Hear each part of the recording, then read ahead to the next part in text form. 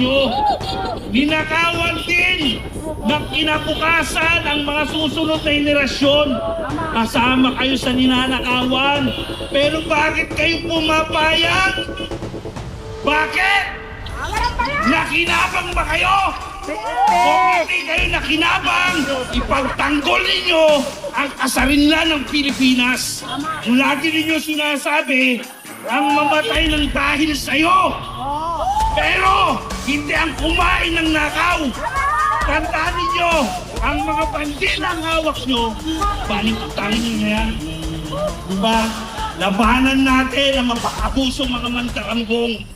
Mga kababayan, ito ay hamon sa inyo. Hindi tayo matabang, pero hindi tayo duwag. Sa mga sundalo at pulis. Bakit? Minamahal natin ang Pilipinas. Pinagtatanggol natin ang Pilipinas. Balik-tarin ninyo ang inyong watawat. At ang Partido Komunista, ito rin ang mukha ang hanapin nyo. Dalawa lang ang gusto ko mangyari sa Pilipinas. Para sa akin, ang komunista at saka korap sa Pilipinas. Yan lang ang gusto kong ayusin sa bansa. Dahil marami naman kami grupo na maggagawa sa kanya-kanyang sa kabilang layunin. Basta ang layunin ko, mga kaibigan, korupsyon, komunista. Pero kanina sabi ng mga kahapon, sinabi ng aking mga kasama, magre-rebelde. Huwag tayo magrebelde, papunta sa NPA. Magrebelde tayo laban sa korupsyon. Magkaisa tayo, magbubuo tayo ng grupo. Rebelde laban sa korupsyon. Hindi rebelde laban para umakyat sa kabundukan. Pero wala na pala sa bundok. Wala na sa bundok ang NPA. Nandito, kahapon na, di ba nandun?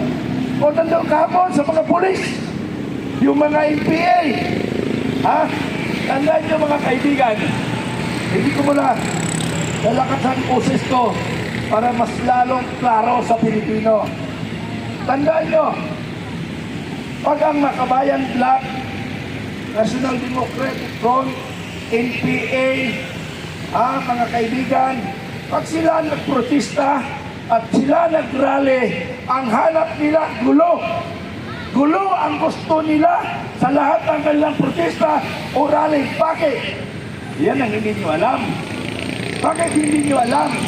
Ang gusto ng NPA, ang gusto ng makakaliwa, ang gusto ng Makabayang Black na nasa Kongreso, gusto nila magkagulo, magkagulo. Bakit? Bakit gusto nila magkagulo mga kaibigan? Dahil naghahanap sila ng isyo, naghahanap sila ng sisihin. Walang ibang sisihin kung hindi ang gobyerno. Ano? Gobyerno ang una nilang sisihin. Sino ang nakaharap sa gobyerno? Ang kapulisan. Gusto nila ang kapulisan masira ang image sa taong bayan. Yun ang layunin ng Makabayang Black. Tingnan nyo ha, mga 3 days ago, may rally sa Batasan. Nagkaroon ng rally. Tingnan mo yung mga tao na yan, o yung mga pulis na yan. Nakagano lang sila, nagpuprotekta sa atin. Tinadyakan pa. Nag-init ang dugo ko. Kasi kung nandun ako, tinadyak nila ang pulis. Ako rin ang tatadyak sa nila. Ano ang kasalanan ng pulis doon? Wala silang kasalanan. Ang kasalanan nila ay nagtatanggol sa mga magnanakaw. Pero wala silang magagawa because they are only following orders from higher quarters, from their national leadership na bayad din ay... Bayad din! Bayad din! Ito rin mo na! Sinabi, nadulas lang ako. Nadulas. Sorry. Nadulas po ako. Sorry, nadulas po ako. Okay. Pero pakiusap ko lang mga kababayan, ano? Pakiusap ko lang. Yung mga halaman dito, ang apakan nyo lang yung lupa. Yung halaman natin, yung halaman na pinaghirapan, dapat hindi masira. Kasi kalikasan yan. Pag may mga halaman, para bang mawala problema natin pag nakatanaw tayo sa mga green. Kaya pakiusap ko, walang aapakan na mga halaman. Bagos magtatanim pa tayo pagkatapos dito. Magtatanim tayo. At hindi tayo sagabal sa traffic. Mamaya na, hintuin natin traffic. Ay! Nagkamali ako. Kailangan ang daloy ng traffic is smooth. Huwag tayong magiging sagabal sa traffic At huwag natin bigyan ng problema ang traffic enforcer, ang ating kapulisan, Oy! Security guard! Nakalimutan mo anong oras yun? 10:24. Oh, security guard!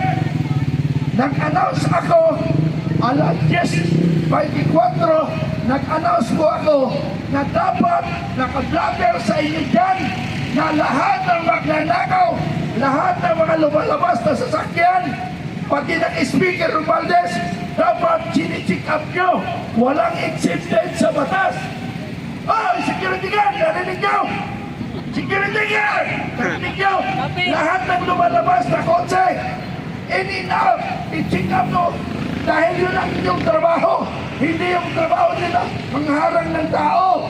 Hindi yung trabaho yun. Ang trabaho nyo, kung ang mga kagamitan ng Congress, ang pera ng taong bayan na nakalagay sa mga sasakyan, lalo na kay Romualdez, harangin nyo. Kami na ang magpaparusa sa kanya. Ang malagala mga security guard, tandaan nyo hindi ako nagbibiro. Security guard, hindi ako nagbibiro. May papanagutan kayo sa taong bayan. Pag nalaman namin na pinalusot nyo ang kagamitan ni Romualdez na ninakaw niya kabanang bayan, mananagot kayo. Nasakta kayo sa paparusaan ng taong bayan. Oops, sandali na. Ebidensya. Pag malasakit sa bayan. Alam niyo bakit yan? Kasi sa loob ng 3 araw at 3 gabi, hindi ako nakauwi. Hindi ko nasipingin yung asawa ko.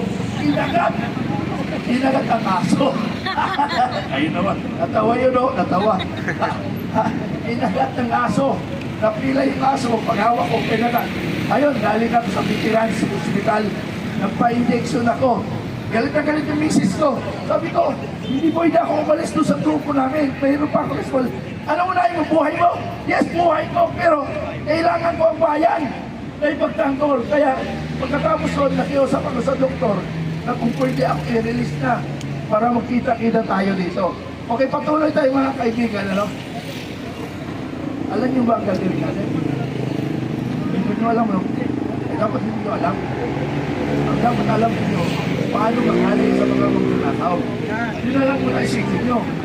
Kung anong kumpas, yun na lang sundin nyo. Kasi mahirap yung details in details. Sasabihin namin, baka madulas kayo. Ha? Mas ang mahalaga, importante. Ano? So ang mahalaga, napatalsik na natin si Romualdez, yun ay pinakamahalaga. Ang problema rin, yung ilalagay na naman. Yun ay ang babantayan natin. Anyway, hindi pa naman tapos yan. Tatapusin natin mamaya. Ha? Tatapusin natin mamaya. Pero walang dapat manakit, ha? Tandaan nyo, wala sanang manakit. At saka walang magsakit pa, walang sasaktan sa akin.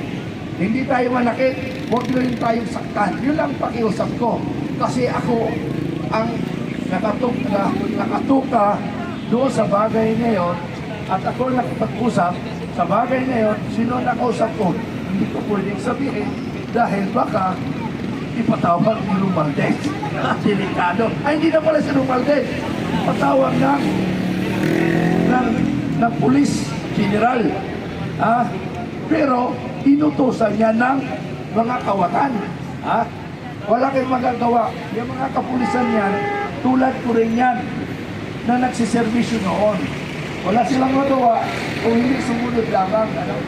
Hindi sumunod lang sila. Kasi pag mayroong nangyari, baka matanggal sila servisyo, kawawan mo.